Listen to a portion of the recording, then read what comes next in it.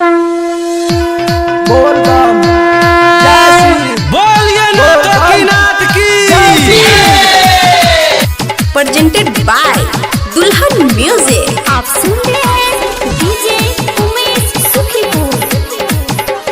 दुनिया के सीतम अब ने सहल जाय छ भोले बाबा।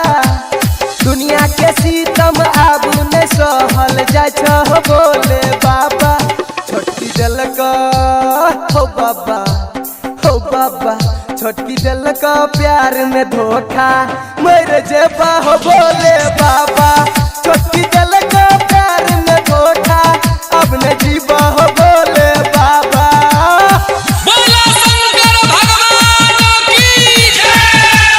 आप सुन रहे हैं DJ Umesh Sukhipur. Presented by Dulhan music. संगे संगे बाबा तोरो पूजा करल का, तोरे चरण छुब के क्रिया खेल का।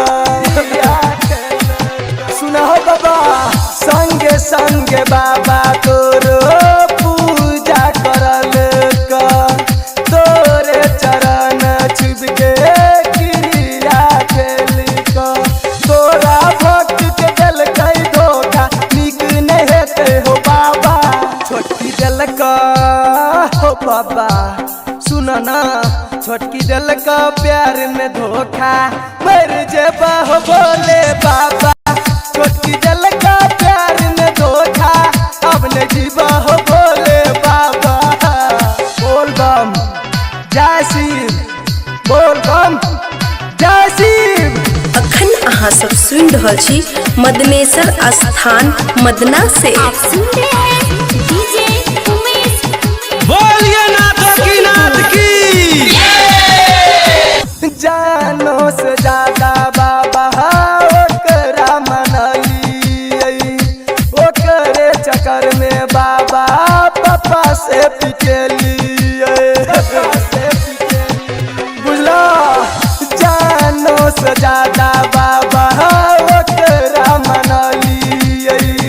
ओकरे चक्कर में बाबा पापा से पिटेली।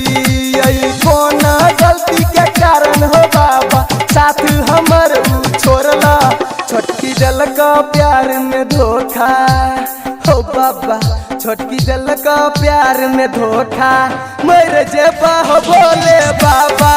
छोटकी दिल का प्यार में धोखा अब न जीवा हो भोले बाबा।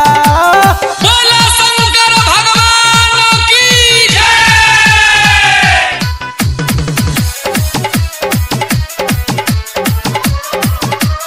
आप सुन रहे हैं DJ Umesh Sukhipur. Presented by Dulhan music. Writer ओबेद आलल दुखरा लिखल का, गायक विपिन विराट कवि के सुनेल का।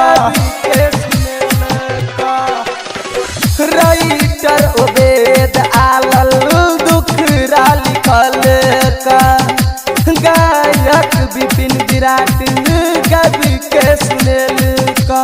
ककरो से शादी होय नहीं ओकर दह शराब हो बाबा। छोटकी दिल का प्यार में धोखा हो बाबा।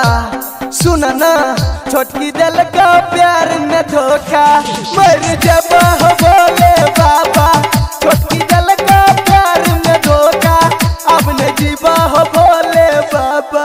रिकॉर्डिंग बाय दुल्हन स्टूडियो मदनेश्वर स्थान मदना 9006831128।